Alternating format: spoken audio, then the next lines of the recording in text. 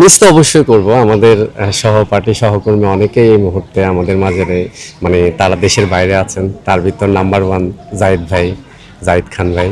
তারপর আছে আমাদের ইমন, তারপর আছে সাইমন, শাহনুর আপু। এরকম অনেকেই আমাদের এবার ইলেকশনে নেই। তাদেরকে অবশ্যই মিস করব, কারণ এর আগের নির্বাচনগুলোতে আমরা একসাথে ছিলাম। আমাদের প্যানেলের পক্ষ থেকে আমরা যতটুকু চেষ্টা করছি নির্বাচনী যে নিয়ম কানুনগুলো আছে ওগুলো মেনটেন করে আমাদের প্রচারণা চালানোর সিদ্ধান্ত।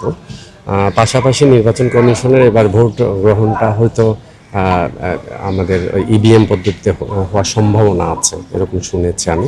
বাকিটুকু এখন হয়তো কালকে পরশু জানতে পারবো। আমরা আমরা কালকে হচ্ছে আমাদের মনোনয়নপত্র গ্রহণ, মানে আমরা ক্রয় করব। এরপর 22 তারিখ হচ্ছে আমাদের জমা দেওয়া।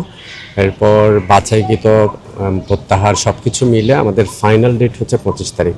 সো আমরা প্যানেল পরিচিতি হতো 27 বা 28 তারিখ, এরকম আমরা আমাদের প্যানেল শিবাসানু জয় পরিষদ আমরা ইয়ে করবো।